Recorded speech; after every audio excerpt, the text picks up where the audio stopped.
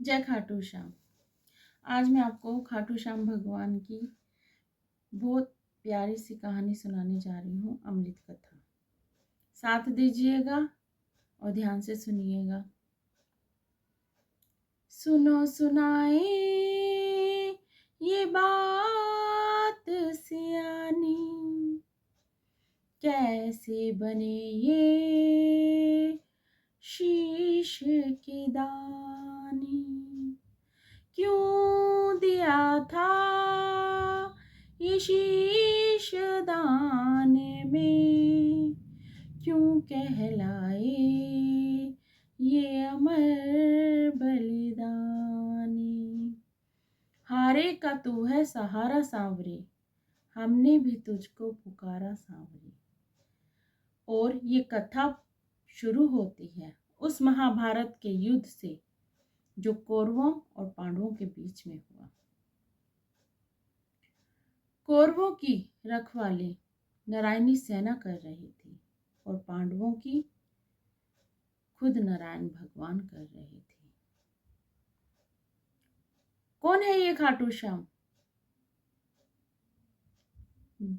पांडवों में भीम और भीम के पुत्र हुए घटोत्कच और घटोत्कच के पुत्र हुए बर्बरी। बाल घुंघराले बब्बर शेर की तरह कृष्ण भगवान ने नाम रखा सूर्यदेव, पर नाम पड़ा बर्बरी। जन्म लेते ही 14 वर्ष की आयु ग्रहण करी। जैसे डॉक्टर का बेटा डॉक्टर बनता है, इंजीनियर का इंजीनियर बनता है, ऐसे क्षत्रिय परिवार से थे तो कुछ शक्ति पाने की इच्छा हुई। इनकी माँ का नाम मोरवी था। पहले राजा के नाम से ही पुत्री या पुत्र का नाम रखा जाता था। जैसे राजा जनक की पुत्री हुई जानकी, राजा द्रौपद की पुत्री हुई द्रौपदी। ऐसी राजा मोर की पुत्री थी मोरवी और मोरवी के पुत्र थे बर्बरी। बर्बरी अपनी माँ के पास गए और माँ से बोले, माँ मुझे भी शक्ति प्राप्त करनी है। माँ ने कहा, दुर्गा की तपस्या करो। कहते हैं अगर शक्ति चाहिए तो शिव से शक्ति, शक्ति से शिव, मतलब शक्ति के बिना शिव अधूरे और शिव के बिना शक्ति अधूरी। गए दुर्गा के पास। पहले तो भोले को मनाया, भोले ओ भोले, भोले ओ भोले, तू मेरा मैं तेरा, मुझे शाम से मिला दे, मुझे शाम से मिला दे। और दुर्गा की तपस्या करके 3 अमोघ बाणों का वरदान प्राप्त किया। 3 अमोघ बाण जो तीनों लोगों को जीत सकते थे। अगर एक बाण चलाया जाए तो एक लोक खत्म हो जाए। कहते हैं जब धन आता है तो धन खर्च करने की इच्छा होती है, और जब शक्ति आती है तो शक्ति प्रदर्शन का मन करता है। तो बर्बरी के पास अब शक्ति आ गई तो अपनी माँ से बोले, माँ मुझे महासंग्राम में जाना है। माँ बोली, जाओ, पर बेटा 2 वचन देकर जाओ। पहला वचन कि हारे का तू सहारा बनेगा। दूसरा वचन कि रास्ते में तुझसे कोई भी कुछ भी मांगेगा तू मना नहीं करेगा। और अपनी माता के 2 वचन स्वीकार करके नतमस्तक होकर चल दिए। जैसे दुर्गा की सवारी होती है सिंह और भोलेनाथ की नंदी, हमारे बर्बरी की सवारी थी नीला घोड़ा। चल दिए महासंग्राम के लिए। जैसे ही महासंग्राम के लिए चलने लगे, चारों दिशाएं हिल उठी। युधिष्ठिर हिल उठे, दुर्योधन हिल उठे, अर्जुन हिल उठे। जब अर्जुन का रथ हिल उठा तो बोले, हे माधव, ये कौन योद्धा युद्ध की तरफ बढ़ता जा रहा है? ये तो युद्ध बाद में करेगा। इसके आने से तो ऐसा लगता है कि हम युद्ध हार जाएंगे। तुम जाओ और देखो ये योद्धा कौन है। कृष्ण भगवान जी जाते हैं और देखते हैं। क्या देखते हैं? 14 साल का बच्चा। बोलते हैं, हे बर्बरी, कहाँ जाते हो? बर्बरी भगवान बोले, महासंग्राम में जा रहा हूं, युद्ध लड़ने। ब्राह्मण देवता बोले, अभी तो तुम्हारी खेलने कूदने की उम्र है, क्यों मरने के लिए जा रहे हो? बर्बरी भगवान बोले, जिसके हौसले बुलंद होते हैं वो उम्र नहीं देखा करते और काम धंधे पर निकल लिया करते हैं। भगवान विष्णु बोले, ब्राह्मण के रूप में थे जो, वो बोले कि बातें करनी आसान है। ऐसी क्या शक्ति है तुम्हारे पास जो तुम महासंग्राम में जा रहे हो? बर्बरी भगवान बोले, जो मेरे तश्कर में 3 बाण हैं, अगर मैं एक बाण चला दूं तो जो युद्ध कर रहा होगा, जो युद्ध में हारेगा वो तो मरेगा ही मरेगा, जो युद्ध जीत रहा होगा वो भी मरेगा। ये शक्ति थी। जो युद्ध में लड़ेगा वो तो मरेगा और जो उसका भाई लड़ने के लिए आएगा वो भी युद्ध में घर बैठा मारा जाएगा। पूरी सेना ही खत्म हो जाएगी, ऐसी शक्ति थी। तो ब्राह्मण देवता बोले, साबित करके बताओ। बातें करनी आसान है, साबित करके बताओ ये काम कैसे करती है। तो बर्बरी बोले, सामने पीपल का पेड़ है, लाखों पत्ते थे। एक बाण निकाला, एक बाण से सारे पत्ते पेड़ के बीन डाले।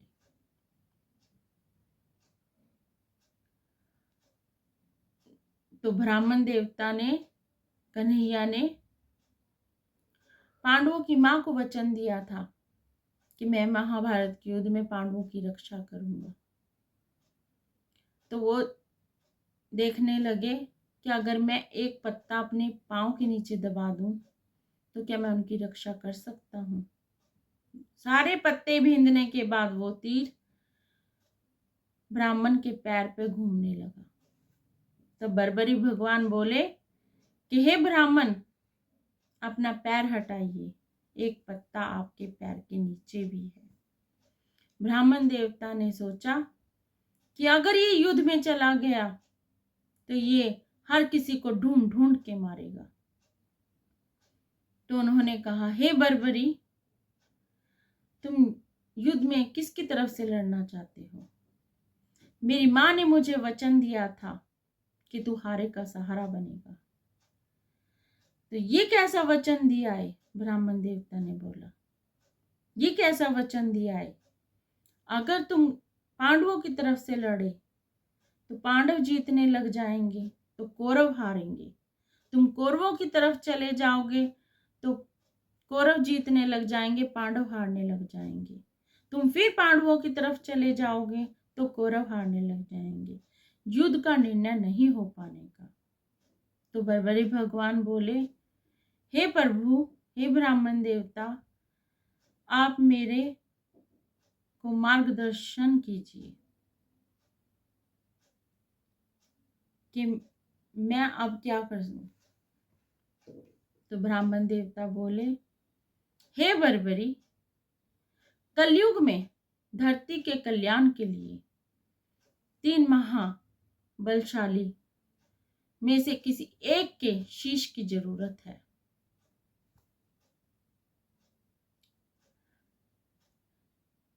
वो शीश किस किस के होंगे? एक कृष्ण भगवान का, एक अर्जुन का, एक बर्बरी तुम्हारा। कृष्ण का शीश नहीं ले सकते क्योंकि उसने युद्ध रचना है। अर्जुन का शीश नहीं ले सकते क्योंकि उसने युद्ध खेलना है। बच्चे तुम बर्बरी, तुम्हें अपना शीश देना होगा। बर्बरी ने कहा, मैं अपनी मां को वचन दे के आया था कि मार्ग में मेरे से कोई भी कुछ भी मांगेगा, मैं उसे मना नहीं करने का। मैं मोरवी का लाल आपको वचन देता हूं कि मैं आपको अपना शीश दूंगा, पर जिसने शीश मांगा है वो कोई साधारण ब्राह्मण नहीं हो सकता। आप अपने विराट रूप में आइए और मुझे दर्शन दीजिए। जैसे ही महाभारत काल में पहली बार भगवान कृष्ण ने विराट रूप लेते हैं, चारों तरफ शंख की आवाज गूंज उठती है और बोलते हैं, हे बर्बरी, तुम मुझे अपना शीश दो। मांगा शीश का दान मुरली वाले ने, दे दिया शीश उतार खाटू वाले ने। निकाली तलवार और अपना शीश काटकर भगवान के चरणों में दे दिया शीश का दान खाटू वाले ने। मांगा शीश का दान मुरली वाले ने, दे दिया शीश उतार खाटू वाले ने। एक पल्ली लगाया, एक पल्ली सोचा और शीश भगवान के चरणों में रख दिया। भगवान ने कहा, हे बर्बरी, तुम्हारी कोई इच्छा हो तो बताओ। बर्बरी भगवान बोले कि युद्ध लड़ने आया था, लड़ ना पाया, देखना चाहता हूं प्रभु। भगवान ने क्या करा, बर्बरी को अमृत पान करा दिया और कहा, हे बर्बरी, जब तक ये महाभारत का युद्ध चलेगा तब तक तुम्हारा शीश पूरी महाभारत का युद्ध देखेगा। और उस स्थान पर बिठा दिया जहां से ये पूरा महाभारत का युद्ध देखा जा सकता था। अब कौरवों और पांडवों के जब युद्ध हुआ तो उसमें पांडव जीत गए। पांडवों को अभिमान आ गया। पांचों पांडवों में एक दूसरे पे कहने लगे, ये मैंने जिताया, युद्ध मैंने जिताया, युद्ध मैंने जिताया। तो अब इसका निर्णय कौन करे? तो पांडव बोले, चलो चले उस मुरली वाले के पास, वही ये निर्णय करेगा कि युद्ध किसने जिताया। गए पांडव, उस मुरली वाले के पास गए और बोले, हे कन्हैया, बताओ युद्ध किसने जीता। मुरली वाले भगवान कहते हैं, कन्हैया बोले, हे अर्जुन, मैं तो सारथी बना हुआ था, अगर मैं रथ छोड़कर इधर उधर देखता तो रथ डुल जाता। मुझे नहीं पता युद्ध किसने जीता। तो पांडव बोले, अगर इस चीज का निर्णय नहीं हुआ तो हम एक दूसरे से लड़ मर के ही मर जाएंगे। तो कृष्ण भगवान बोले, एक ऐसा इंसान है जिसने युद्ध को देखा, एक ऐसा शीश जिसने पूरे महाभारत का युद्ध देखा। एक बार मैंने झोली फैलाई थी, एक बार तुम झोली फैलाओ। चलो चले उस शीश के पास और चल पड़े। जब शीश के पास पहुंचे तो कृष्ण भगवान पूछते हैं, हे बर्बरी, बताओ युद्ध किसने जीता। तो शीश में से आवाज आई, हे पांडव, किस चीज का अभिमान करते हो। कहा, हे पांडव, किस चीज का अभिमान करते हो? मुझे तो महाभारत के युद्ध में सिर्फ और सिर्फ सुदर्शन चक्र ही चलता नजर आया। युद्ध करने वाला भी कन्हैया था और मरने वाला भी कन्हैया था। अब खाटू श्याम भगवान की बारी आ गई भगवान बनने की। तो भगवान ने खुश होकर बर्बरी भगवान को कहा, हे बर्बरी, मैं तुम्हें वरदान देता हूं, जिस महाभारत की युद्ध के लिए मैंने तुम्हें अमृत पान कराया था, उस शीश को मैं अमरता का वरदान देता हूं। कलयुग में जैसे जैसे कलयुग बढ़ेगा, वैसे वैसे हर घर में तुम्हारी मान्यता होगी। जो तुम्हारे दर पे आएगा, ये मुरली वाला नहीं, तो तुम खाटू श्याम बन के उसकी मदद करोगे। ये मुरली वाला भगवान नहीं, तू खाटू श्याम भगवान बन के उसकी मदद करेगा। तुम्हारी माँ ने कहा था कि तू हारे का सहारा बनेगा। दूसरा वचन कि तेरे से कोई भी कुछ भी मांगेगा तो उसे मना नहीं करने का। जो तेरे दर पे हाथ जोड़कर समर्पित हो जाएगा, तू उसकी सब इच्छाएं पूरी कर देगा। जय खाटू श्याम। आज मैंने आपको खाटू श्याम भगवान की ये अमृत कथा सुनाई है। अगर मेरे से कुछ गलती हो जाए तो माफ करना। तो अगर आपको अच्छी लगे तो लाइक करना, शेयर करना। जय खाटू।